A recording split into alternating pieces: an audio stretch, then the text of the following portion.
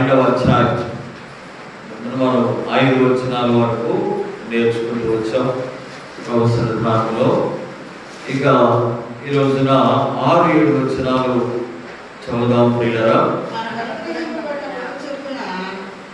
మనకు అనుగ్రహింపబడిన ప్రభు చొప్పున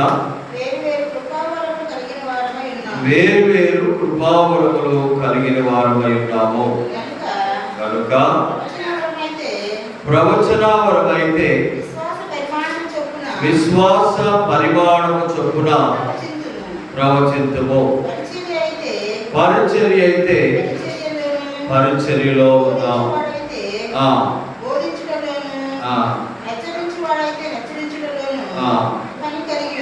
పని కలిగి ఉందము. దేవుని పిల్లలారా, మనము చదువుకున్నటువంటి వాక్య భాగంలో మనకు అనుగ్రహింపబడిన ప్రభు చొప్పున మనకు దేవుడు తన కృపను అనుగ్రహించిన వాడిగా ఉన్నాడు. మనకు అనుగ్రహించినటువంటి ఆయన కృప, మనకు అనుగ్రహించిన ఆయన కృప. దేవుని పిల్లలారా, దేవుడు మనకు అనుగ్రహించినటువంటి ఆయన కృప బహు శ్రేష్టమైనది, ప్రశస్తమైనటువంటిది. ఆయన మనకు అనుగ్రహించినటువంటి కృప అంటే ఉచితముగా ఇచ్చేది. దేవుడు మనకి ఇచ్చినటువంటి ఆ కృప విషయమై దేవుని పిల్లలారా అనేక సార్లు మనము గ్రహింపు లేనటువంటి వారుగా ఉంటాం.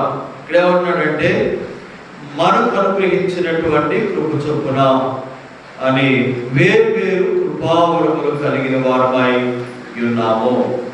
దేవుని యొక్క కృపను బట్టి దేవుడు మనకిచ్చినటువంటి వేరు కృపావరాలను మనం కలిగి ఉన్నాము అని అంటున్నాడు. కనుక దేవుని అనుగ్రహము, ఇక్కడ ఆ మాటను మనం గమనిస్తే దేవుని అనుగ్రహము, దేవుడు తన ప్రజలమైనటువంటి మనకు ఆయన తన అనుగ్రహాన్ని పిల్లల ఇచ్చినటువంటి వాడిగా ఉన్నాడు. కుమారుడు మనకు అనుగ్రహింపబడెను అని యెషయా గ్రంథము 9:6లో మనం చదువుతాం. అలాగే కుమారుడి ద్వారా కృప దేవుడు మనకు అనుగ్రహించిన వాడిగా ఉన్నాడు. చూడు దేవుని పిల్లలారా, దేవుడు ఇచ్చినటువంటి ఆ కృప నిజంగా అలాగా ఉచితముగా ఇచ్చింది కదా. అందుకని ఆ కృప విలువను మనం చాలాసార్లు గ్రహించిన స్థితిలో ఉంటాం కదా. ఆ కృపను బట్టి ఏం చేశాడు? వేరు కృపావరములను ఆయన మనకు దయచేశాడు. ఆయన దయచేసినటువంటి వాటిని లేక ఆ కృపను గురించి మనం సంపూర్ణముగా మరి గ్రహింపు లేనటువంటి వారుగా ఉంటాం. ఇక్కడ అంటాడు 2వ కొరింథీయులకు రాసినటువంటి పత్రిక 6వ అధ్యాయంలో 1వ వచనం, కాగా మేము ఆయన తోటి పనివారమై మీరు పొందిన దేవుని కృపను వ్యర్థము చేసుకునవద్దని మిమ్మును వేడుకొనుచున్నాము. ప్రియులారా, దేవుని కృప వ్యర్థము చేసుకునవద్దని మిమ్మును వేడుకొనుచున్నాము. దేవుని కృప మనకు అనుగ్రహింపబడింది. ఆ కృపను వ్యర్థము చేసుకునవద్దని పౌలు గారు కొరింథీ సంఘానికి ఆయన రాస్తా ఉన్నాడు. నిజంగా వ్యర్థం చేసుకునేటువంటి అనుభవాలు ఇక్కడ దేవుని అనుగ్రహము, మొట్టమొదటిది దేవుని అనుగ్రహం. ఆయన అనుగ్రహం వలన మనకు ఉపయోగపడింది. దానిని మనము గ్రహించలేని స్థితి. చూడండి, యోహాను శుభవార్త 17వ అధ్యాయంలో నేను చెప్పి చదువుతుంటాను, గమనించండి. 6వ వచనములో నాకు అనుగ్రహించిన అనే మాటను మనము చదువుతాం. అదే 6వ వచనములో 17వ అధ్యాయం 6వ వచనంలో నీవు వారిని నాకు అనుగ్రహించితివి అన్నాడు. అదే వచనములో నీ వాక్యమును వారు గైకొన్నారు. 7వ వచనంలో నీవు నాకు అనుగ్రహించిన మాటలు అని మనం చదువుతాం. ప్రియులారా 8వ వచనంలో కూడా చూస్తే ఏమన్నాడు అక్కడ, నాకు అనుగ్రహించినవన్నీ నీ వలనే కలిగినవి అని చూసాం. ఆ తర్వాత 9వ వచనంలో కూడా ఇలాగన్నాడు, ప్రియులారా నీవు నాకు అనుగ్రహించి ఉన్నవారు అన్నాడు. అనుగ్రహము 11వ వచనములో కూడా అవే మాటలు చూస్తాం మనము. ఏమంటున్నాడంటే, ఇదిగో నీవు నాకు అనుగ్రహించిన నీ నామమును వారిని కాపాడుము. 12వ వచనములో కూడా నేను వారి యొద్ద ఉండుగా నీవు నాకు అనుగ్రహించిన వారిని. ఈ విధంగా దేవుని పిల్లలారా, దేవుని అనుగ్రహం అంటే ప్రభువైన యేసుక్రీస్తు వారు నీవు నాకు అనుగ్రహించిన అని ఈ మాటలు మనం చూస్తూ ఉన్నాం. అంటే దేవుడు ప్రభువారికి అనుగ్రహించినటువంటి విషయాన్ని, దేవుని అనుగ్రహాన్ని ఎంతగా ప్రభువైన యేసుక్రీస్తు వారు ఎరిగిన వారిగా ఉన్నారు చూడండి కదా. అది ఇక్కడ దేవుని అనుగ్రహం వలన వేరు వేరు కృపావరాలు మనకి ఇవ్వబడ్డాయి కదా. దేవుడు మనకిచ్చినటువంటి కృప ఆయన అనుగ్రహము. ఇది మనం తెలుసుకున్నప్పుడు దేవుని పిల్లలారా కృతజ్ఞత కలిగిన వారుగా ఉంటాం. అదే గ్రహించలేదనుకోండి, ఏమాత్రం కూడా కృతజ్ఞత ఉండదు. పైకి ఏమంటామంటే, ఆ దేవుడు మాకేమిచ్చాడండి, దేవుడు మాకేమిచ్చాడు అనంటే ఆయన ఇచ్చినటువంటి కృప, ఆ కృపావరములను దేవుడు మనకు అనుగ్రహించిన వారిగా ఉన్నాడు అని మనము గ్రహించాలి ప్రియులా. అది తెలుసుకోవాలి. కానీ కొన్ని సంఘస్థులు ఎలా ఉన్నారంటే, దేవుడు వారికి ఇచ్చినటువంటి కృప విషయమై ఎలా ఉన్నారట, వ్యర్థపరుచుకొనవద్దని మిమ్మల్ని బతిమాలుకొనుచున్నారు, వేడుకొనుచున్నారు. చాలా మంది జీవితాల్లో ప్రియులారా, దేవుడు తన కృపను బట్టి మనకు అనుగ్రహించినటువంటి కృపావరాలు నిజంగా ఆయన తన మహిమ కొరకై దేవుడు మనకిచ్చాడు. కానీ వాటిని దేవుడు నాకు ఇచ్చాడు లేక ఏ కృపావరాన్ని ఇచ్చాడు అనేది గ్రహించుకోకుండా వ్యర్థపరిచేటువంటి అనుభవాలు. దాన్ని మనం చూస్తే యూదా ఇస్కరియోతు అతని విషయమై అపోస్తలుల కార్యములో మనం ఏం చదువుతాం? అపోస్తలుల కార్యం 1వ అధ్యాయంలో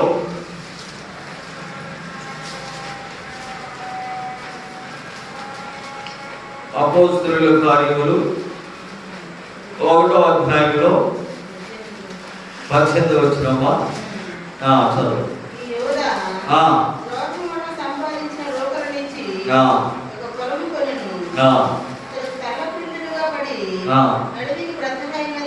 నడిమికి బ్రద్దలైనందున అతని పేగులన్నీ బయటికి వచ్చెను. మనం చూస్తా ఉన్నాం, ఆయనకు అనుగ్రహించినటువంటి కృపలో నుండి తప్పిపోయిన వానిగా ఉన్నాడు కనుక, పోగొట్టుకునే వానిగా ఉన్నాడు కనుక వేరొకరిని నీవు మాకు మరి బయలుపరచు అని వారు చీట్లు వేశారు. ఇక్కడ చూస్తా ఉన్నా దేవుని పిల్లలారా, ఈ కృపావరములు లేక దేవుని కృపను బట్టి దేవుడు వారిని అపోస్తలులుగా దేవుడు పిలిచాడు. కానీ అయ్యా 25వ వచనం చూడండి. తప్పిపోయి పోగొట్టుకునిన ఈ పరిచర్యలోను అపోస్తలత్వములోను పాలు పొందుటకు మీరిద్దరిలో నీవు ఏర్పరచుకున్న వారిని బలపరచమనిది. అది దేవుని పిల్లలారా, ఇక్కడ ఏమంటున్నాడంటే పరిచర్యలో అపోస్తలత్వములో పాలు పొందుటకు అన్నాడు. అంటే పరిచర్యలోను అపోస్తలత్వము నుండి పిల్లలు ఆయన పడిపోయిన వాడిగా పోగొట్టుకున్నాడు. అంటే దేవుడిచ్చినటువంటి కృప, ఆ కృపను బట్టి కృపావరాలు దేవుడు అనుగ్రహించాడు. కానీ అది పోగొట్టుకున్నటువంటి వానిగా ఉన్నాడు. ఇక్కడ మన జీవితాల్లో కూడా దేవుడు వేరు వేరు కృపావరములను దయచేశాడు. ఆ దయచేసినటువంటి కృపావరాల విషయంలో ప్రియులారా మనం ఎలా ఉంటున్నామంటే నిర్లక్ష్యంగా. ఇప్పుడు యూదాయిస్తున్నాడు, ఆయన్ని మనం ఆలోచిద్దాం. ఎందుకలాగా ఆయన పోగొట్టుకున్నాడు అని అంటే మనకు తెలుసు ప్రియులారా, మొదటి నుండి వాడు సాతాను యొక్క సంబంధిగా ఉన్నాడు కనుక అలాగ వాటిని పోగొట్టుకున్నట్లుగా మనం చూస్తున్నాం. ఇప్పుడు మనం కూడా దేవుడు సంఘ క్షేమాభివృద్ధి కొరకాయ, ఆయన మహిమ కొరకాయ ప్రియులారా మనం వ్యక్తిగతంగా ఆత్మ సంబంధంగా ఎదగడానికి కొరకు దేవుడు కృపావరాలు ఇచ్చాడు. ఈ కృపావరాలు ఇచ్చినప్పుడు వీటి విషయంలో మనము నిర్లక్ష్యంగా ఉన్నప్పుడు, లేక వాటిని ప్రియులారా మనం అంతగా ప్రజ్వలింప చేయకుండా ఉన్నప్పుడు అపవాది వెంటనే చోటు చేసుకుని ఏం చేస్తాడంటే మనల్ని బలహీనపరుస్తాడు.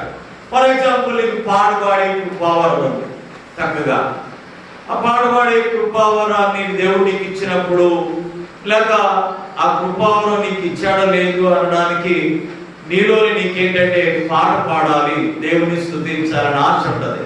అదే అంటే గుర్తింపు ఏంటి? దేవుడు నాకు ఇచ్చినటువంటి వరం. అయితే నువ్వేం చేస్తావంటే ఆ కృపావరాన్ని మామూలుగా వినియోగించేటువంటి విషయం ఏం చేస్తావంటే అందరూ వచ్చిన తర్వాత వెళ్దాము, ఎందుకంటే అందరూ వినాలి నేను ఎంత బాగా పాడానో, అందరూ వినాలి, అందరూ వచ్చిన తర్వాత నేను పాడతాను, చివరి పాడతాను. అది తర్వాత ఇంకేం చేస్తావు, కొన్నిసార్లు వాయిద్యాలు ఉంటేనే పాడతాను ఇలాగా. అంటే ఆ విధంగా నువ్వు ఏం చేస్తున్నావంటే నీ యొక్క ఇచ్చినటువంటి కృపావరాన్ని నిర్లక్ష్యం చేస్తా ఉన్నా. తెలియకుండానే ప్రార్థన చేసే భారం ఉంది, అది దేవుడు ఇచ్చిన కృపావరం. ప్రార్థన చేయాలి, ప్రేరేపణ వస్తుంది. దేవుని ఆత్మని మీరు చాలాసార్లు ప్రేరేపిస్తున్నాడు. సంఘ క్షేమాభివృద్ధి కొరకాయ, నీ ఆత్మీయ క్షేమాభివృద్ధి కొరకాయ, నీ కుటుంబం కొరకాయ ప్రార్థన చేయాలని దేవుని ఆత్మ నేను ప్రేరేపిస్తా ఉన్నాడు. ప్రేరేపిస్తా ఉన్నా కూడా నువ్వేం చేస్తావంటే నీ పనిబాటుల వలన ఇలా నువ్వేం చేస్తావంటే నిర్లక్ష్యము చేయించున్నావు. యెషయా గ్రంథం 47లో ఇలా మనం చదువుతాం. యెషయా గ్రంథము 47వ అధ్యాయం. యెషయా గ్రంథము 47వ అధ్యాయంలో ఒక వచనాన్ని మనం చదువుదాం ప్రియులారా. 7వ వచనాన్ని, నేను సర్వదా దొరసానినై ఇందునని నీవు అనుకొని వీటిని ఆలోచింపకపోతివి, వాటి ఫలమేమవునో మనస్సులకు తెచ్చుకొనకపోతివి. ఇక్కడ ఏమంటున్నాడంటే ఈ యొక్క ప్రియులారా ఐగుప్తు దేశాన్ని గురించి దేవుడు మాట్లాడుతూ నేను సర్వదా దొరసానినై ఉందునని నీవు అనుకొని వీటిని ఆలోచించగా పోతివి. అంటే దేవుని పిల్లలారా ఈ పట్టణం చాలా గొప్ప పట్టణం కదా. ఆ రాజు కానీ రాజులుగా ఉన్నటువంటి ఆ ప్రజలు కానీ వారందరూ కూడా అలాగూ అనుకుంటా ఉన్నారు. అలా అనుకుంటా ఏం మర్చిపోయారంటే వారికి సంభవించేటువంటి విషయాన్ని వారు మరచిపోయిన వారిగా ఉన్నారు. వారికి సంభవింపబోయేటువంటి కీడు ప్రియులారా వారు మనస్సులకు తెచ్చుకోలేదు. ఇక్కడ ఉన్నాడు కదా, కాబట్టి వాటి ఫలమేమోనో మనస్సుకు తెచ్చుకొనకపోతివి అంటున్నాడు. ఇక్కడ మనం నేను చెప్పదలసింది ఏంటంటే, దేవుడు మనకు కృపించాడండి. ఆ కృపించి నేను ప్రేరేపిస్తా ఉన్నాడు. ప్రేరేపిస్తా ఉన్నప్పుడు ఆ ప్రేరేపణకు లోబడకుండా ఏం చేస్తున్నావంటే, నువ్వు వ్యర్థమైనటువంటి ఆలోచనలలో నీ యొక్క పని, నీ సొంత విషయాలు, నీ సొంత కొరకైనటువంటి ప్రయాసలో నిమగ్నమైపోయావు. కానీ దేవుడు నీకు ఇచ్చినటువంటి కృపావరాల విషయమై పూర్తిగా నీవు ఆలోచించినటువంటి బలహీనుడిగా అయిపోయావు. ఫర్ ఎగ్జాంపుల్, ఇది వీడియో పెడుతున్నాడు, ఇది దేవుడు ఆ సంఘంలో, దేవుడి సంఘంలో ఆయనకి ఇచ్చినటువంటి ఆధిక్యత ఏంటంటే దేవుడు ఇచ్చిన కృపావరం. అది దేవుడు అవకాశం ఇచ్చాడు ఆయనకి. అది ఏం చేయాలంటే తగినటువంటి రీతిగా దానిని ప్రియులారా ఆ పరిచర్యలో నమ్మకంగా, క్రమంగా, యథార్థంగా కొనసాగాలి. కాకుండా నీవు నీ పరిబాటల విషయాల్లో నిమగ్నమైపోతే నీవు నీ మనసుకు తెచ్చుకునే దానిగా ఉంటివి అంటున్నాడు. విస్తారమైన పని. ఇక్కడ మనం ఇంకా ఆ వచనాన్ని పూర్తిగా అర్థం చేసుకోవాలంటే ఇలాగా విస్తారమైన పని పెట్టుకుంది. యేసు ప్రభు ఎందుకు వచ్చారు? ఆ విషయాన్ని మార్తం ఏమైనా గ్రహించిందా? చూడండి, అసలు ఏం గ్రహించలేదు. ఇప్పుడు ఫరో కూడా, ఐగుప్తు రాజుగారు కూడా అలాగే. దేవుడు ఏం చెప్తున్నాడు, అసలు ఏం చేయబోతున్నాడు, కానీ నేను సర్వదా, చెప్పండి, సర్వదా దొరసానినై ఉన్నాను అని అనుకుంటుంది అనమాట. ఇక్కడ మార్తమ్మ గారేమో నేను ఇదిగో వచ్చినటువంటి యేసు ప్రభువారికి ఆయన శిష్యులకి వంట సిద్ధం చేయాలి, నేను భోజనాలు తయారు చేయాలి, ఆయన వడ్డించాలి అని ఈ ఆలోచనలోనే ఉంది. కానీ మరి అయితే ఉత్తమమైన దాన్ని ఏర్పాటు చేసుకుంది. ఏంటి? ప్రభు అయిన యేసుక్రీస్తు వారి యొక్క పాదాల దగ్గర కూర్చొని ఆయన జీవం కలిగిన మాటలు వినడం. ప్రభు అన్నారు, మార్తా మార్తా, నీవు విస్తారమైన పని పెట్టుకున్నడు చేత తొందరపడుచున్నావు, అవసరమైనది ఒకటి. ఇప్పుడు కృపావరాలను మనం ఎందుకు నిర్లక్ష్యపరుస్తున్నామంటే ప్రియులారా, ఇలాగే వేరు వేరు పనుల్లో సరైనటువంటి వాటిని సరైన విధంగా సరైనటువంటి ప్లేస్లో లేక అవసరం ఉన్నటువంటి వారి దగ్గర ఎందుకు వినియోగించలేకపోతున్నాం అంటే కారణం ఏంటంటే వేరు వేరు యొక్క ఆలోచనలను మనము ఉండిపోయాం. విస్తారమైనటువంటి పనిమాటలు అంటే మొదట నా నీతిని, రాజ్యాన్ని వెతకండి, అప్పుడు అవన్నీ ఇస్తామన్నా వచ్చినాన్ని పూర్తిగా మర్చిపోయి మొదట మన యొక్క సొంత కార్యాలు, సొంత పనుల్లో నిమగ్నమైపోయి ఉండు చేత ఏమవుతుందంటే దేవుడు ఇచ్చినటువంటి ఈ కృప మనకు అనుగ్రహించాడు. ఆ కృపను బట్టి ఆ వేరు వేరు కృపావరాలు దేవుడు మనకు అనుగ్రహించాడు. వాటిని మనం ఏం చేస్తున్నామంటే నిర్లక్ష్యం చేస్తూ ఉన్నాం. అందుకని నిర్లక్ష్యం చేస్తున్నాం కనుకనే మనం దేవునికి కృతజ్ఞతాస్తుతులు చెల్లించలేకపోతున్నాం. ప్రభువా, లోకంలో ఎంతో మంది ఉన్నారు, వారికి లేని భాగ్యాన్ని నాకు ఇచ్చావు, నీకు స్తోత్రం. బ్రదర్స్ సంఘంలో సంఘబద్ధులుగా ఉన్నారు, వాక్యం చెప్తున్నారు కదా, ఆ యొక్క కృపావరం దేవుడు వారికి ఇచ్చారు. పరిచర్య చేసేటువంటి కృపావరం, మందిరాన్ని శుభ్రపరిచేటువంటి కృపావరం. ప్రియులారా, ఇవన్నీ కూడా దేవుడు వేరు వేరు కృపావరములను నీకు నాకు మనకిచ్చాడు. వాటిని చాలా జాగ్రత్తగా మనము వినియోగపరచవలసిన వారమై ఉన్నాము. అది కూడా ఏమన్నాడంట, ఎక్కువగా కానీ చెప్పాలి, తక్కువగా కానీ ఎంచుకోకూడదు. నీకు దేవుడు ఇచ్చినటువంటి విశ్వాస పరిమాణం చొప్పుననే మనం ఎంచుకుంటూ ప్రియులారా అది జరిగించాలి. అది ఎలా జరిగించాలంటే దేవుని చిత్తంలో జరిగించాలి. లోక మర్యాదను అనుసరింపక ఉత్తమమును అనుకూలమును సంపూర్ణమైన దేవుని చిత్త ప్రకారం నీకు ఇచ్చినటువంటి కృపావరాన్ని నీవు వినియోగించాలి. అంతేగాని మనకు నచ్చినటువంటి విధంగా కాదు. అప్పుడు దేవునికి మహిమ ఉండదు. నువ్వు పాట పాడినా, ప్రార్థన చేసినా, లేక దేవుని సంఘంలో ఏ పని చేసినా కూడా అది దేవుని చిత్తములో చేస్తే అప్పుడు దేవునికి మహిమ, మనకు ఆశీర్వాదం. అంతేగాని మనకు నచ్చినటువంటి విధంగా అలా ఉండడం దినాల్లో దేవుని పిల్లలు మనం ఎందుకు ఆధ్యాత్మికంగా ఎందుకు మనం బలపరచబడలేకపోతున్నాం? కారణం ఏంటంటే మనం ఇక్కడ దేవునికి కృతజ్ఞతాస్తుతులు చెల్లించడం లేదు. దేవుని చిత్తాన్ని ఎరిగి మనం నడుచుకున్న వారిగా ఉంటూ ఉన్నాం. అయితే ప్రభు అయిన యేసుక్రీస్తు వారిని వారు చూశాం కదండి. 17వ అధ్యాయంలో అక్కడ చాలా విషయాల్లో నీవు నాకు అనుగ్రహించిన వారు, నీవు నాకు ఇచ్చిన మాటలు, నీవు నాకు ఇచ్చినటువంటి ఈ పని, ఇవన్నీ కూడా నువ్వు చెప్పబడ్డాయి. అంటే అనుగ్రహించావు. ఎంత జాగ్రత్తగా అంటే దేవుడు ఏంటనైతే ప్రభు వారికి అనుగ్రహించాడో వాటి విషయంలో ప్రభు అయిన యేసుక్రీస్తు వారు చాలా జాగ్రత్తగా ఉన్నాడు. పిల్లలు, నీవు నాకు అనుగ్రహించిన శిష్యులు లేక వీరిని నీవు నాకు అనుగ్రహించావు గనుక వీరిని ఏ విషయంలో అపవాది మోసగించుకున్నట్లుగా, వీరి లోకములో కలిసిపోకున్నట్లుగా నీవు నేను ఏకమైనట్లు వారు కూడా ఏకమైనట్లాగునా నేను వారి కొరకు ప్రార్థన చేయొచ్చు.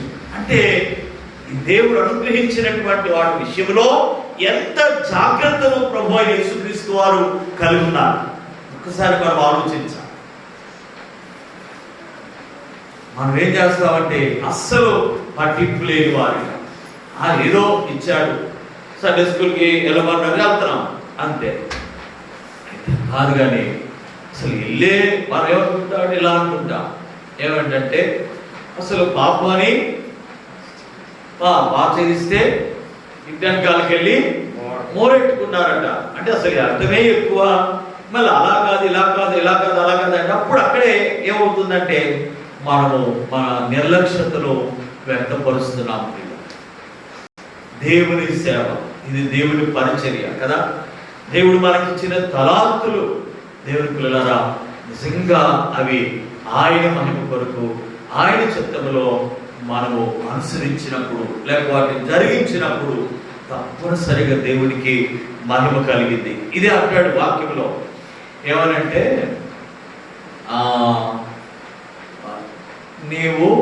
నేను నీకు ఇచ్చినటువంటి వాటిని నీవు నాకు అనుగ్రహించిన పనిని భూమి మీద సంపూర్ణముగా నెరవేర్చి నిన్ను మహిమపరిచితిని. 17:4 అంటే సంపూర్ణంగా నెరవేర్చి నిన్ను మహిమపరిచితిని. అంటే దేవుడు మనకిచ్చినటువంటి పని పిల్లల దేవుని మహిమ కొరకు అనేది చాలా స్పష్టంగా మనకు అర్థమవుతుంది. ఇది మనం గ్రహించినప్పుడు దేవుడు నాకు అనుగ్రహించింది దేవుని పని, ఆయన నాకు అనుగ్రహించింది ఆయన మహిమ కొరకు, సంఘ క్షేమాభివృద్ధి కొరకు అనేది ప్రధానంగా మనం గ్రహించినప్పుడు ఇక మనలో గర్వం కానీ వృధాతిశయం కానీ పిల్లల సోమరితనం కానీ ఉండదు. లేకపోతే ఇంకా చెప్పాలంటే దేవునికి ఎక్కువగా గ్రహించినప్పుడు ఎక్కువగా దేవునికి కృతజ్ఞతాస్తుతులు మనం చెల్లించేటువంటి వారిగా ఉంటాం, కృతజ్ఞులుగా ఉంటాం. ప్రభువా నీవు నాకు అనుగ్రహించావు నాయన అంటాడు. మత్తయి సువార్త 11వ అధ్యాయంలో ప్రభువారు ఇలా ప్రార్థన చేస్తారు. మత్తయి సువార్త 11వ అధ్యాయంలో మత్తయి సువార్త 11వ అధ్యాయంలో మనం చూస్తాం దేవుని పిల్లలారా, ఈ భాగంలో 25వ వచనం.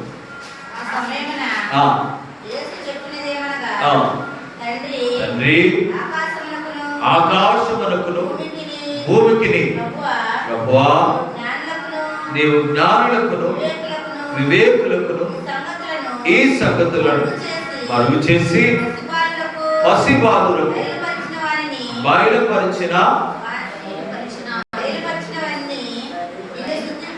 బయలుపరిచినావని నిన్ను స్తుతించుచున్నాను. బయలుపరిచినావని, ఇక్కడ అనుగ్రహించావని. ఈ సంగతులు ఎవరికి ఇచ్చాడంట? పసి బాలులకు. అంటే దేవుడు ఏవైతే అనుగ్రహించారు, ఎవరిని కాదని. అక్కడ ఎంత స్పష్టంగా ఉందండి, ఎవరిని కాదని. జ్ఞానులను వివేకులకు, అది జ్ఞానులు వివేకులు. దేవుని పిల్లరా, చాలా మంది లోకంలో ఉన్నారు, కానీ వారికి లేని కృప దేవునికి ఇచ్చాడు. దానిని బట్టి ఏమంటున్నాడంటే, నేను నిన్ను స్తుతిస్తూ ఉన్నాను అని. సరే దేవుని పిల్లరా, మనం గ్రహించినప్పుడు దేవునికి కృతజ్ఞులుగా ఉంటాం, కృతజ్ఞతాస్తుతులు చెల్లిస్తాం. ప్రభువా, అభాగ్యుణ్ణి, ఎన్నిక లేని వాడిని నన్ను నీవు నమ్మి ఈ గొప్ప కృపావరాన్ని నీవు నాకు ఇచ్చావు. ప్రార్థించే వరం నాయనా, మరి పరిచర్య చేసేటువంటి వరం దేవా, నీకు నీ పరిచర్యకు ఇచ్చేటువంటి ఆ తలాంతు, ఇవి ఇతరులను మరి బలపరిచేటువంటిది. ఇలాగా మనం అన్నిటిని జ్ఞాపకం చేసుకుంటే ఆ కింద అన్నాడు దేవుని పిల్లరా, ఈ కృపావరాలు దేవుడు మనకి ఇచ్చాడు, వాటిలో ప్రవచించేటువంటి వరం అన్నాడు కదా. ప్రవచించే వరం ఇది రోమిలికి రాసిన పత్రిక 12వ అధ్యాయము 6-7 వచనాల్లో మనం చూచాం. వేరు వేరు కృపావరములు కలిగిన వారమై ఉన్నాము కనుక ప్రవచన వరమైతే విశ్వాస పరిమాణము చొప్పున ప్రవచించవచ్చు. అక్కడ అవుదాం. దేవుని పిల్లలారా, ప్రవచన వరమైతే విశ్వాస పరిమాణము చొప్పున ప్రవచించము. ప్రవచన వరం అంటే ఏంటి? మామూలుగా అంటే మనకున్నటువంటి పరిజ్ఞానంలో మనం మాట్లాడుతున్నాం. ప్రవచన వరం అంటే అమ్మా జరగబోయేదాన్ని ప్రవచించు. మామూలుగా అది సర్వసాధారణంగా అందరూ చెప్పేది అదే, అది కూడా వాస్తవం. అయితే ఇప్పుడు క్రొత్త నిబంధనకు వచ్చేసరికల్లా ప్రవచనం అనగానే వెంటనే వీళ్ళ వాక్యం చెప్పుట కదా, దేవుని వాక్యాన్ని చెప్పడం. ఇప్పుడు పరిశుద్ధ గ్రంథం అంతా కూడా ప్రవచన పూర్వకంగానే మనకు ఇవ్వబడింది. ఈ వాక్యాన్ని బోధించుట. అందుకనే పౌలు గారు ఏమంటున్నాడంటే, కొరింథీయులకు రాసినటువంటి పత్రిక 14వ అధ్యాయం 1వ వచనంలో ఏమంటున్నాడంట, మీరు ప్రేమ కలిగి ఉండుటకు ప్రయాసపడి ఆత్మ సంబంధమైన వరములను ఆసక్తితో అపేక్షించుడి. విశేషముగా మీరు ప్రవచన వరమును అపేక్షించుడి. చూడండి, విశేషముగా మీరు ప్రవచన వరమును అపేక్షించుడి. 3వ వచనం, క్షేమాభివృద్ధియు హెచ్చరికయు ఆదరణయు కలుగునట్లు ప్రవచించువాడు మనుషులతో మాట్లాడుచున్నాడు. ఇక్కడ క్షేమాభివృద్ధియు హెచ్చరికయు ఆదరణయు కలుగునట్లు ప్రవచించువాడు మనుషులతో మాట్లాడుచున్నాడు. అలాగే 31వ వచనం, అదే అధ్యాయం 31వ వచనం, అందరూ నేర్చుకున్నట్లును అందరూ హెచ్చరిక పొందినట్లును మీరందరూ ఒకరి తర్వాత ఒకడు ప్రవచింపవచ్చును. చాలు. ఇప్పుడు ఈ 3 వచనాలు చూచాం. ఇప్పుడు ప్రవచన వరాన్ని విశేషముగా అపేక్షించుడి అన్నాడు. అమలుగా అయితే అన్ని వరాలను అపేక్షిస్తారు, కానీ ప్రవచన వరాన్ని ఎక్కువగా మీరు అపేక్షించాలి. ఇక్కడ మనం కొంచెం ఆలోచిద్దాం. దేవుని పిల్లరా, నిజంగా అపేక్షిస్తాం ఎప్పుడన్నా? అసలు దాని గురించినటువంటి ఆలోచనే మానుకుంటారు. ప్రవచన వరం అపేక్షించి మన జయరావు సోదరు సంఘపతి వారితో చెప్పారు, మీరు కూడా ఆరాధన వాక్యం చెప్పండి. ఎప్పుడు 2009వ సంవత్సరం, ఇది 12వ సంవత్సరంలో మనం ప్రారంభించాం చర్చి. కట్టుబడి జరిగేటప్పుడు 9 అక్కడ పాకలో మనం ఆరాధన అప్పటి చెప్పాడంతే. ఇక అప్పటి నుండి ఇప్పటి వరకు కూడా సహోదరుడు. కానీ పొడపాడులో అక్కడ చెప్పడానికి వెళ్ళాడు, చెప్పాడు. అక్కడికి వెళ్ళినటువంటి సహోదరుడు ఇక్కడెందుకని ఆరాధన వాక్యం చెప్పలేకపోయాడు. ప్రవచన వరం అపేక్షించుడి. నేను చాలాసార్లు మధ్యలో కూడా చెప్పాను, అయ్యా సహోదరులు మీరు ఆరాధన వాక్యం చెప్పండి. అలాగే ఇక్కడ కూర్చున్నటువంటి వారిలో ప్రభాకర్ గారు అలాగే వాళ్ళు సిద్ధపడవచ్చు దేనికి, ఆరాధన వాక్యాన్ని చెప్పడానికి. లేదా మంగళవారం ఉంది ప్రార్థన, శనివారం ఉంది ప్రార్థన కోసం. అంటే దేవుని పిల్లల సంఘములో సంఘ పెద్దలుగా ఉన్న వారు మాత్రమే ప్రవచించాలి అని అనలేదు. ఇక్కడ ప్రవచనావరం విశేషముగా అపేక్షించుడు అన్నాడు. ఎందుకు అనంటే అక్కడ 4 విషయాలు చెప్పబడ్డాయి. ఏంటో ఒకటి, ప్రవచించడం వల్ల ఏం కలుగుతుందంట? క్షేమాభివృద్ధి, హెచ్చరిక కలిగింది, తర్వాత ఆదరణ కలిగింది, 4వది అందరూ నేర్చుకుంటారు. 31వ వచనంలో అందరూ నేర్చుకున్నట్లు, అందరూ హెచ్చరిక పొందినట్లు మీరందరూ ఒకరి తర్వాత ఒకడు ప్రవచించుము. అంటే 4 విషయాలు. వీళ్ళకు ప్రవచన వరములు ఎందుకు విశేషముగా అపేక్షించమన్నాడు? ఇక్కడ అందరూ అనే మాట గమనించాడు. అందరూ ఒకరి తర్వాత ఒకరు. మరి స్త్రీలు ఉన్నారు, ఒక శుక్రవారం వస్తుంది, రెండో శుక్రవారం రాదు పాస్టర్. అప్పుడు ఆ బాధ్యత, అప్పుడు మేము ప్రభువును ఎరగినప్పుడు అక్కడ ఆ చర్చిలో పిల్లల దెబోరక్క ఎక్కువగా చదువుతూ ఉండేదాన్ని. తన పరిధిలో తాను వివరిస్తూ ఉండేది వాక్యాన్ని. ఆసక్తి చక్కగా అందరూ ఆడవాళ్ళు వెళ్ళి అక్కడ కూర్చొని చదివి ధ్యానించినప్పుడు అలాగా చదువుకొని ధ్యానం చేసి ప్రార్థన చేసేవారు, ప్రవచించడం. అటువంటి ఆసక్తి దేవుని పిల్లలారా. ఇప్పుడు దేవుని వాక్యాన్ని ఎక్కువగా మనం నేర్చుకుంటున్నాం కదా. మరి శుక్రవారం ఆ యొక్క బాధ్యతను ప్రవచన వరములు విశేషముగా అపేక్షించింది. ఇది అందరూ అన్నాడు, ఒకరి తర్వాత ఒకరు అందరూ చేయొచ్చు అన్నాడు. ఇది ఏమని బోధిస్తా ఉందంటే జరగబోయే దానిని ప్రియులారా చెప్పడం ప్రవచన అనుకుంటాం కదా. కానీ అందరూ అలా చెప్పగలుగుతారా? జరగబోయే వాటిని ఇక్కడ అంటుంది కాదు. ప్రవచించుడంటే దేవుని యొక్క వాక్యాన్ని ఉపదేశించుట, దేవుని వాక్యాన్ని ఉపదేశించుట. కనుక దేవుని పిల్లలారా మనం ఆత్మీయంగా అన్నాడు కదా, ఒకటి క్షేమాభివృద్ధి చెందుటకును, రెండవది హెచ్చరిక నొందినట్లు, మూడవది ఆదరణ కలుగునట్లు, నాలుగవదిగా నేర్చుకున్నట్లు. ఇతరులు సంఘంలో ఉన్నవారు నేర్చుకుంటారు. అందుకని ఈ యొక్క ప్రవచన వరమును పిల్లల సరైన రీతిలో మనం నిజంగా దాన్ని ప్రజ్వలింప చేయవలసిన వారమై ఉన్నాము. మనం చెప్పేది అర్థం కాకోకుండా ఏదేదో మనం చెప్పుకుంటూ వెళ్ళిపోయామనుకోండి, ఎవరు నేర్చుకోలేదు. ఆరాధన చేయాలనుకో, ఆరాధన వాక్యం చెప్పావు, నువ్వు చెప్పినటువంటి ఆరాధన వాక్యం సరిగా అర్థం కాకపోతే ఆరాధన చేసేవాడు ఎలా ఉంటుంది? ఏది పడుతుంది చేసేస్తారు.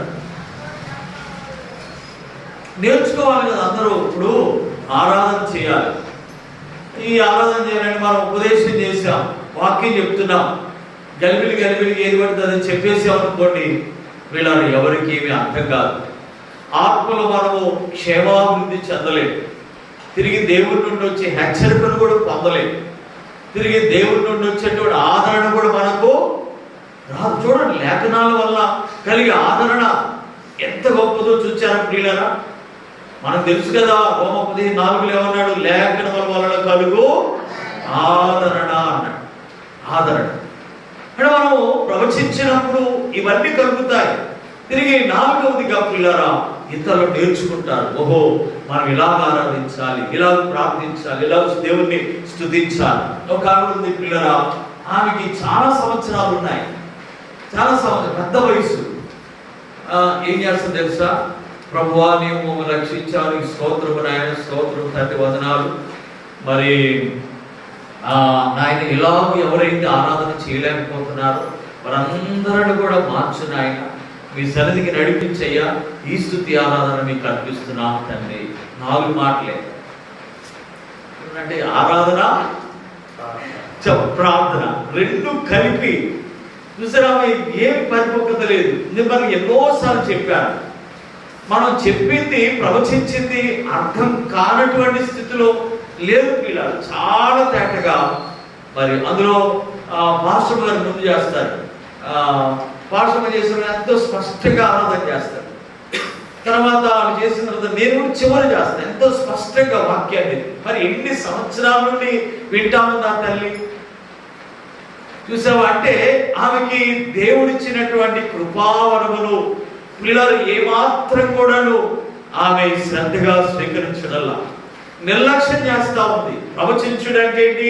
ఆరాధన చేసేటప్పుడు మనం ఏమైతే పట్టి ప్రాణం చేస్తున్నాం, ఆరాధన చేస్తున్నాం దేవుని యొక్క వాక్యాన్ని, ఆయన శిలువ, మరణము, పునరుత్థానం, ఆరాధన, వాటిని ఎత్తి మనం మాట్లాడుతున్నప్పుడు అదే పైన అంటాడు కదమ్మా, ఏది 1 కొరింథీ 14వ అధ్యాయంలో ఈ భాగంలో చూడండి ప్రియులారా, 24వ వచనం నుండి. అయితే అందరూ ప్రవచించుచుండగా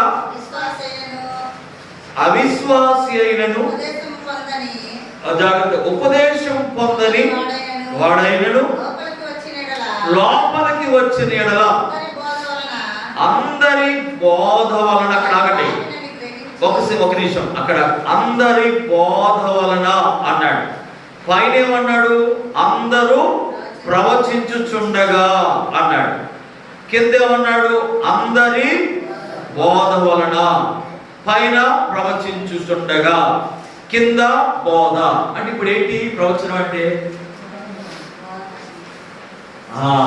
బోధించడం. అంటే పిల్లరా, ఆరాధన చేయడం, అది కూడా బోధించడమే, చెప్పడం. అది కింద అన్నాడా? అలాగూ చదవండి కిందకి.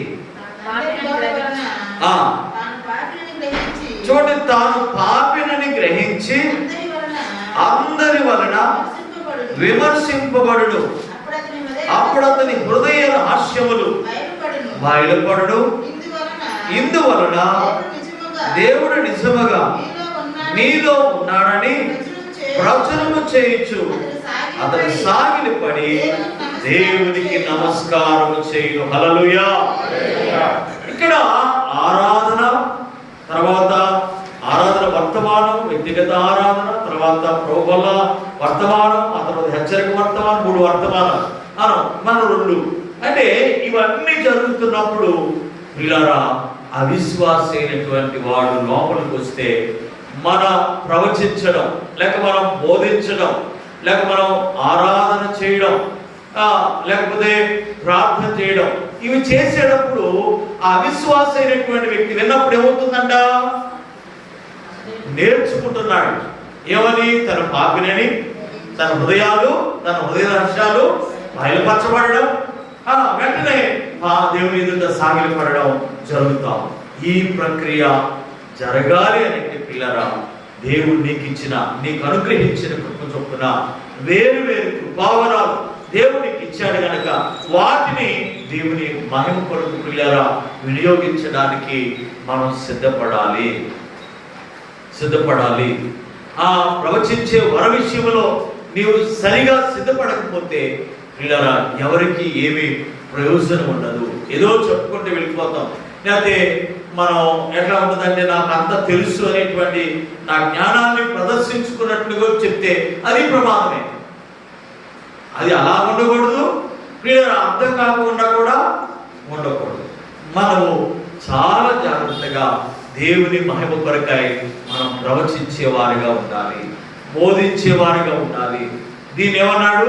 అన్నిటికంటే విశేషముగా చెప్పండి, అపేక్షించుడి. దీన్ని ప్రవచన సహోదరునికి అవకాశం ఇచ్చాం, కానీ చాలా మంది దాన్ని సద్వినియోగపరచు. ఇది మా పని కాదండి, దేవుని సేవకుని పనే, లేకపోతే ఆ సంఘంలో ఉన్నటువంటి పెద్దల పనే అని. సరే, అందరూ చెప్పాలంటున్నారు కదా, ఎలా పడితే అలాగూ మనం వచ్చేసి నేను కూడా చెప్తానని ఏది పడితే అది నోటికి వచ్చిందల్లా చెప్పిస్తే అది ఇంకా ప్రమాదం. మొదటి దానికంటే కడపటి వచ్చిన మరి ఎక్కువ అయినటువంటిది. అలా కాదు. ఇక్కడ దేవుని పిల్లారా, దేవుడు నీకు ఇచ్చిన తలాంతు ఏమిటో కదా, అది మనం గ్రహించాలి. తప్పనిసరిగా అది దేవుడు మనకి ఇచ్చాడు కనుక దానిని దేవుని మహిమ కొరకు దేవుని పిల్లారా మనం వినియోగించాలి. దీని వాక్యంలో గమనించండి, మనం చూస్తాం. ఇక్కడ 1 పేతురు 4:10-11 వచ్చిన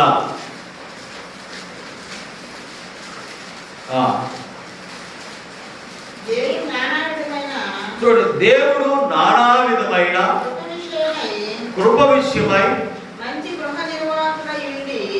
మంచి గృహ నిర్వాహకుడై ఉండి ఒక్కొక్కడు ఇక్కడ చూడండి, కృపావరము పొందిన కొలది యొక్కనినొకడు ఉపచారము చేయుడి. దేవుని పిల్లలు ఎంత స్పష్టముగా ఇక్కడ ప్రస్తావించబడింది చూడండి. దేవుని నానా విధమైన కృప విషయమై మంచి గృహ నిర్వాహకులయుండి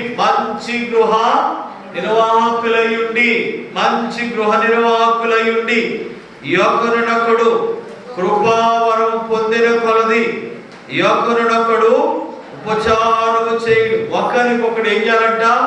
ఉపచారం. మనం పోయిన వారంలో చూసాం, అక్కడ ఏముందంటే ఒకరికొకరు మనము అవయవములమై ఉన్నాము, అవయవాలుగా ఉన్నాం. ఒకరికొకరు ఉపచారం చేయాలి. సంఘంలో దేవుడు నియమించినటువంటి నియమం. కానీ దీన్ని ఎవరు కూడా పిల్లలు పెద్దగా అంత లోతుగా గమనించడం లేదు, పెద్దగా పట్టించుకోవడం లేదు. అదే లోకంలో ఉన్నటువంటి బంధాలు బాంధవ్యాలలో ఎక్కడ నీకు కొంచెం అవమానం జరిగినా తట్టుకోలేకపోతా ఉంటావు కదా, నువ్వు సహించుకోలేకపోతా ఉంటావు. చాలాసార్లు అనుకుంటా కదా, నన్ను పలకరించలేదు, చూడలేదు, పిలవలేదు, ఎట్లాగా అనుకుంటున్నా.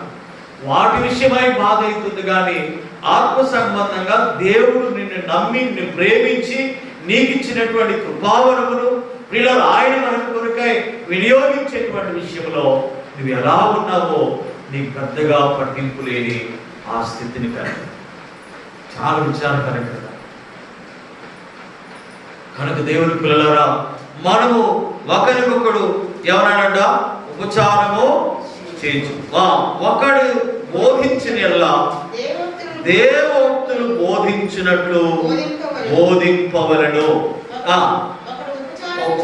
చేసిన దేవుడు అనుగ్రహించిన సామర్థ్యము నుండి చేయవలను. ఇందువలన దేవుడు అన్నిటిలోనూ యేసుక్రీస్తు ద్వారా మహిమపరచబడును. యుగ యుగములకు మహిమయు ప్రభావమును ఆయనకు గాక. ఆమేన్. అంటే ఎందుకు ఇవి ఇలా చేయమన్నాడంటే దేవునికి మహిమ కలుగునట్లు. అది కేవలం నన్ను నేను ఫోకస్ చేసుకోవడానికి, లేకపోతే మనం కనపరచబడడానికి కోసం కాదు. దేవుని మహిమ కొరకాయి వాటిని సరైనటువంటి విధములో దేవుడు ఇచ్చిన సామర్థ్యము కొలిది ఏమన్నాడు? అదే కదండి, నా దేవుడు అనుగ్రహించు సామర్థ్యము నొంది చేయవలను.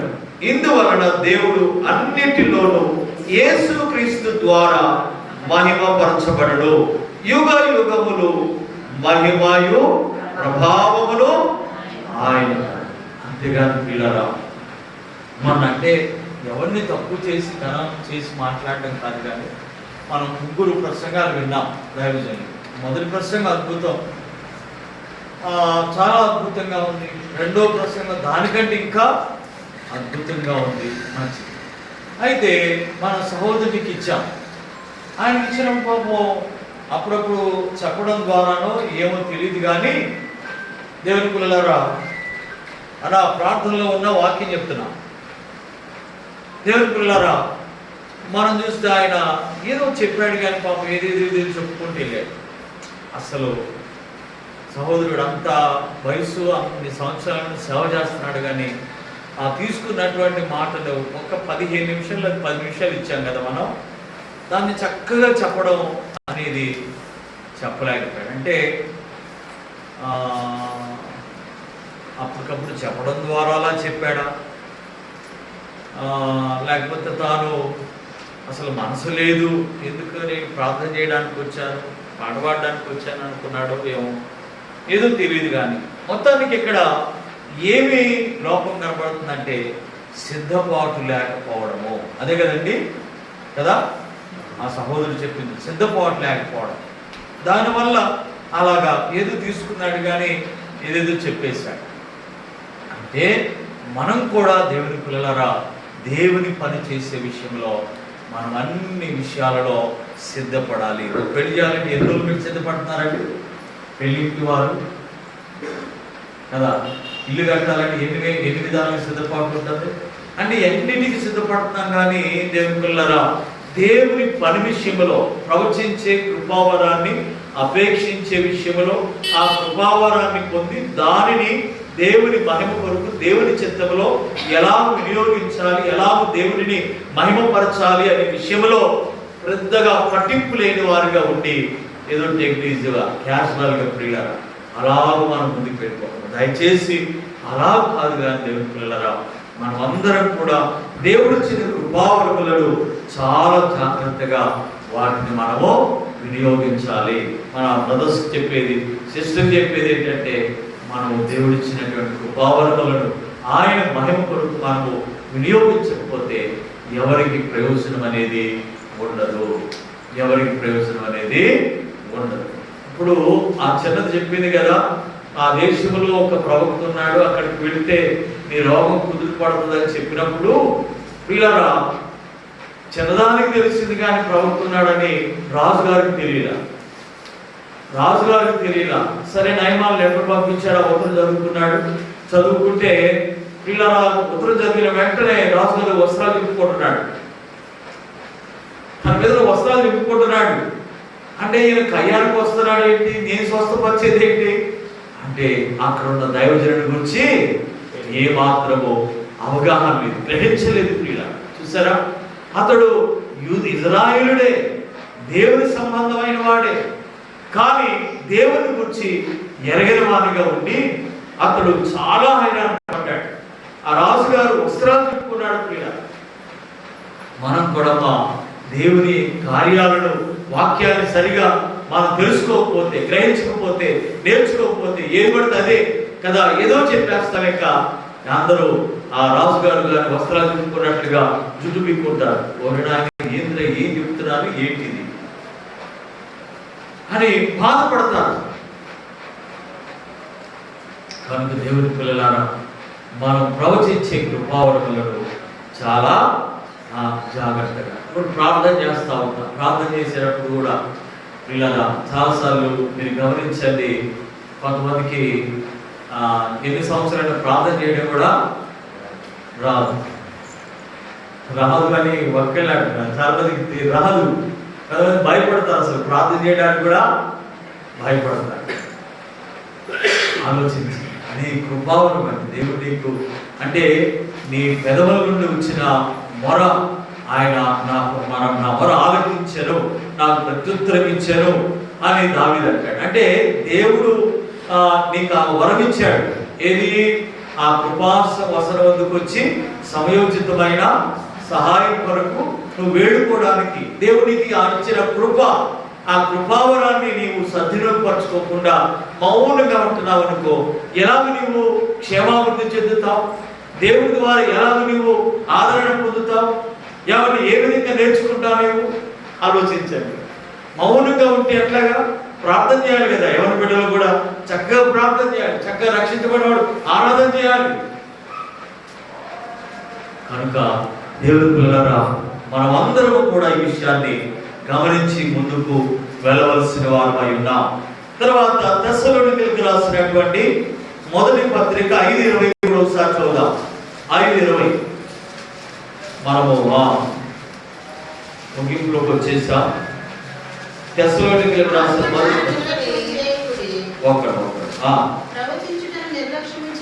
ప్రవచించుట నిర్లక్ష్యము చేయకుడి, సమస్తమును పరీక్షించి మేలైన దానిని చేపట్టుడి.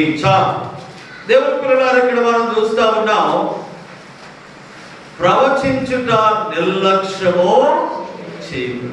నిర్లక్ష్యం. సరే దేవుని పిల్లలారా, మనం చాలా మంది కూడా నిర్లక్ష్యంగా, ఆడవాళ్ళు, శుక్రవారు, లేకపోతే అమ్మా నీ దగ్గరికి ఎవరైనా వచ్చారనుకోండి, ఏ విషయాలు చెప్పాలి, దేవుని గురించి కదా సంగతులు చెప్పడం, ప్రవచించడం. ఒకసారి పక్షింగ్ గారట ఓపెన్ అంటే వీధి సువార్త చేస్తా ఉన్నారు. పక్షి గారు వారితో ఉన్నటువంటి వాళ్ళందరూ సడన్ గా ఒకసారి ఆగి ఆయన పాట పాడుతూ ఉన్నప్పుడు వెంటనే ఒక దగ్గర ఆగి అక్కడ స్వార్థ ప్రకటిస్తా ఉన్నాడు. అప్పుడు ఈ అరవింద్ గారికి వాళ్ళతో ఉన్నటువంటి అందరూ కూడా అనుకున్నారంట, దానికి మైండ్ లేదు, ఇక్కడ ఎవడున్నాడు, ఎవరు కూడా లేదు, ఇక్కడ స్వార్థ ప్రకటిస్తున్నాడు ఏంటి అని చెప్పి అనుకున్నారంట. అప్పుడు బస్ గారు మొత్తం స్వార్థ అంటే పూర్తి స్వార్థ ప్రకటించిన తర్వాత ఒక ఇంట్లో ఒక ఆవిడ బయటకు వచ్చింది, తొగి చూసిందంట. వాళ్ళంతా కూడా హిందూ మొత్తం. సరే అవందంట, ఏమండి మీరు పాట పాడుకుంటూ వచ్చారు కదా దేవుని గురించి పాట, అది మేము విన్నామండి. విని అప్పుడు మేమేమనుకున్నామంటే వాళ్ళు ఎవరో కానీ ఇక్కడ ఉండి ఈసారి గురించి 2 మాటలు చెప్తే విందామని అనుకుంటున్నారంట. అది వీళ్ళకి తెలియదు, ఎవరికి తెలియదు. కానీ దైవజనుడిని దేవుడు ఏం చేశాడు, ప్రేరేపించి అలాగ అక్కడుండి వాక్యం చెప్తా ఉన్నాడు. అప్పుడు పిల్లలు అక్కడ సరే మిమ్మల్ని లోపలికి రమ్మంటారని లోపలికి వెళ్ళి చూస్తే దాదాపు 20-25 మంది ఉన్నారంట స్త్రీలు. అప్పుడు అన్నాడు అరవింద్ గారు, వీళ్ళందరూ అనుకున్నారు, అయ్యో చూసాము అంత అవివేకులుగా ఉన్నాము. అంటే దేవుడు ప్రవచించమని చెప్పాడు. అయితే దేవుని ప్రేరేపణ బట్టి ప్రవచించినప్పుడు ఎంతమంది, వాళ్ళందరూ కూడా ప్రభువునందు విశ్వాసం వచ్చినటువంటి వారుగా ఉన్నారు. అంటే నిర్లక్ష్యం చేయడం. వీళ్ళు ఏమనుకున్నారంటే ఇక్కడ ఎందుకు, ఎవరు లేరుగా, ఇక్కడ ప్రవచించడం ఎందుకు, ఇక్కడ వాక్యం చెప్పడం ఎందుకు అని అనుకున్నారు వాళ్ళు. కానీ వాళ్ళకి అర్థమైందో దైవజనుడిని దేవుడు నడిపించిన విధంగా తన చిత్త ప్రకారముగా దేవుడు ఇచ్చిన విశ్వాస పరిమాణం చొప్పున ఆయన ప్రవచించాడు. దాన్ని నిర్లక్ష్యం పెట్టేవాడు కాదని. ఏమన్నాడంట, ఒకసారి ఇక్కడ హైదరాబాద్ని వెళ్ళాలని చెప్తాడంట, రాత్రి ప్లాన్ చేస్తాడు. వెంటనే హైదరాబాద్ విజయవాడ అంటాడు. విజయవాడ కదా విశాఖపట్నం అన్నాడు. అప్పో ఇక అలా చెప్తా ఉంటే వీళ్ళందరూ అనుకునేవాడంట, ఈ పరిచయం ఏంటి, ఈ ప్రయాస ఏంటి, అమ్మో మనం పట్టుకోలేదు అనుకునేవాళ్ళు. కానీ ఎందుకు వాళ్ళు ఏం గ్రహించిన తర్వాత ఇదంతా దేవుని చిత్త ప్రకారముగా దేవుడు దైవజనుని నడిపిస్తున్నాడు అని. కనుక దేవుని పిల్లరా, మనల్ని కూడా దేవుడు అనేక మంది ఆత్మల ప్రయోజనం కొరకై వారు ఆదరించబడడానికి, హెచ్చరించబడడానికి, పురుగొల్పబడడానికి, దేవుని గురించి నేర్చుకోవడానికి నిన్ను కూడా బలపరుస్తూ ఉంటాడు, నడిపిస్తూ ఉంటాడు కదా. నీకు అది అర్థం కాదు, నువ్వు అవి చెప్పవు, వేరే మాటలు నీకు ఇచ్చిన ఎన్నో విషయాలు చెప్తావు. అమ్మ వాళ్ళు వింటమ్మా, అత్త వింటమ్మా, మా ఆయన వింటమ్మా, కూర వింటమ్మా, అన్న వింటమ్మా, లేదా వస్త్రాలు వింటమ్మా, బంగారం వింటమ్మా, ఆ ప్లాట్ వింటమ్మా, ఇల్లు వింటమ్మా, పని వింటమ్మా, కూర, ఇవన్నీ పోసుకోవాలి కాబట్టి కూడా చెప్తా ఉంటాను. నిర్లక్ష్యం చేయడం. కానీ యేసయ్య గురించి చెప్తే దేవునికి మహిమ, నీకు నాకు మనకి ఆశీర్వాదం. కనుక దేవుని పిల్లలారా, నిన్నేం జరిగిందంటే మంగళవారం మనం పడపడ వెళ్ళాలి కదా పరిచయకి. అయితే అక్కడ ఒక ఇంటికి పిలువబడ్డారు, వెళ్ళాము. వెళ్తే ఇంకా సడన్ గా మాస్టర్ భోజనం చేయండి, అయ్యో తిప్పితే నాకు సిద్ధపరచరాలు చేయను కాదు, చేయండి బలవంతంగా భోజనం పెట్టారు. పెట్టిన తర్వాత కొద్దిసేపు ప్రార్థన చేయాలంటే వీళ్ళు ప్రతి మంగళవారం కూడా 7 ప్రార్థనలు చేస్తారు. ఇక్కడ మా కొడుకు ఇంట్లో వాక్యం కూడా చెప్పాలని చెప్పాడు. అదేదయ్యా అని కొంచెం నేను సందేహించాను. సరే అని చెప్పి ఇంకా దేవుడు ఇచ్చినటువంటి అవకాశం మనమేమో పొడపాడాలి ఎట్లా సరే అక్కడ దేవుడు ఇక్కడ నియమించాడు కాబట్టి చెప్పి అనుకుని మళ్ళా సిటేట్ అయిపోయి నన్ను నేను సమాయించుకుని ఆ పాస్ గారికి కోపం వచ్చింది. నాకు ముందు చెప్పాలి కదా, ముందు అని చెప్తాము అక్కడికి పరిచర్యకి వెళ్ళాలి, మరి ఎట్లయితే ఎట్లా అని చెప్పి అని చెప్తాం. చెప్పకోకుండా వెళ్ళాడు. సరే నేనేమో కోపం వచ్చింది నాకు. సరే ప్రవచిద్దాం అనుకున్నా. వీళ్ళ వాక్యం ఎత్తి మాట్లాడాను. నిజంగా 5 విషయాలు చెప్పాను. చాలా వారు ఆధ్యాత్మికంగా ఆదరించబడినట్లుగా వారి మాటలు, వారి ముఖ కవలికలు, వారి యొక్క హవాభావాలన్నీ నాకు అర్థమైపోయింది.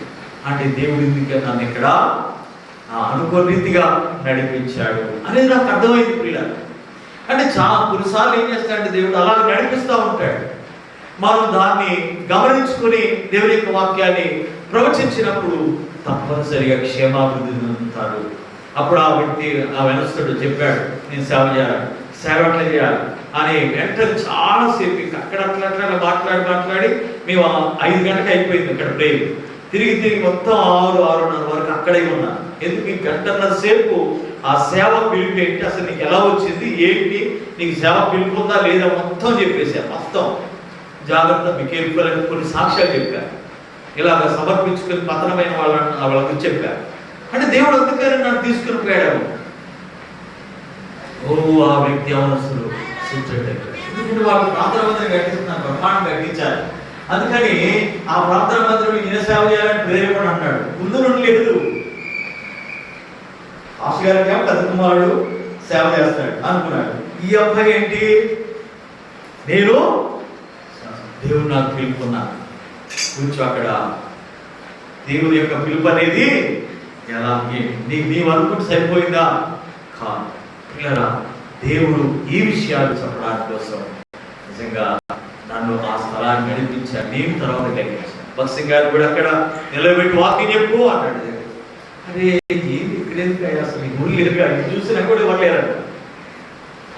ఎవరికి చెప్తున్నాడు ఇప్పుడు కనుక దేవుడు నిన్ను కూడా ఇతరుల క్షేమం కొరకై నియమించాడు. ప్రభు అన్నాడు కదా అబ్రహాముతో, నీ మూలముగా సకల వంశములు ఆశీర్వదించబడతాయి. నీ ఇంటి వారిని దేవుడు ఆశీర్వదించాలని ప్రేరేపిస్తూ ఉంటాడు. నీ యజమానితో చెప్పు, ప్రవచించు, మాట్లాడు యేసయ్య గురించి. అంతేగాని వాళ్ళు ఆర్డర్ చేసుకుని వచ్చారు, వీళ్ళు ఎలా కూర్చున్నారు, ఆయన అట్లా అన్నాడు, ఆయన అట్లా అన్నాడు, ఈ విషయాలు వదిలేదు. జీవగల వాక్యాన్ని గురించి మాట్లాడితే గొప్ప క్షేమము ఆశీర్వాదం. కనుక దేవుడు అటువంటి కృపావర విషయంలో మనందరినీ కూడా బలపరిచి నిర్లక్ష్యపరిచే వారిగా ఉండొద్దు.